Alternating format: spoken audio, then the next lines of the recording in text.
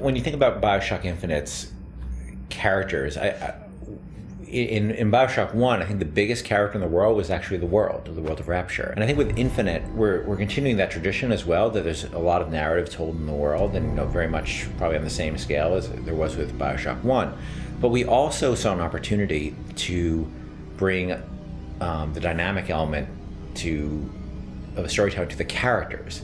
And our challenge is, of course, is that we don't have a very presentational medium. I mean, you think about storytelling in a lot of games, you're thinking about going to a cutscene or being locked into place, and that's not something we really like to do.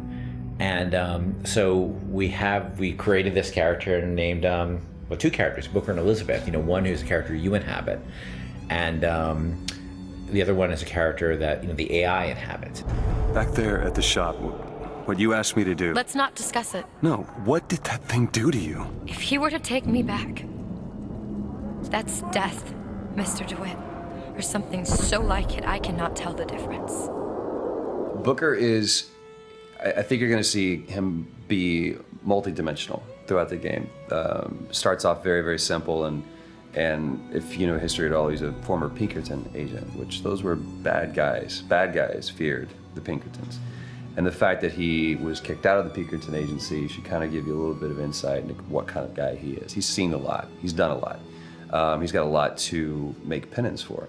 And when he's presented this opportunity, which at first is just a job to him, of getting Elizabeth out of her gilded cage and taking her from point A to point B, that's where I think his journey starts, not just in a literal sense, but more of a metaphorical sense as well.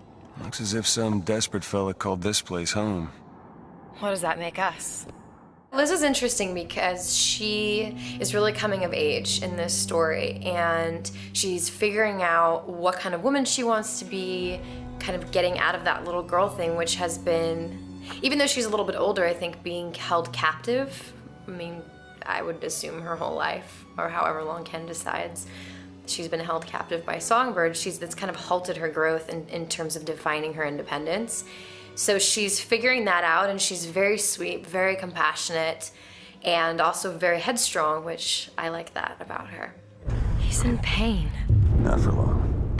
I need you to step back. Wait, there's a tear. See, right here. Elizabeth, it's just an animal. I can control it this time. It is too powerful. You won't be able to stop it. I wasn't asking for permission. In terms of what I look for in a voice actor, I look for somebody who can inhabit the role. And sometimes they'll bring something to the role that I had no idea, and I'll change the role. With both of them, I think I saw people who sort of inhabited the basics of what I saw in the character, but they were also very good at taking direction. They're very good at responding to feedback, and that's what I mean more. That it's less direction and more feedback, because a lot of times I don't even know what I want, and I'm just sort of saying, let's try in this area, and they're very open to that, and they're really generous in the process, and that's been incredibly helpful.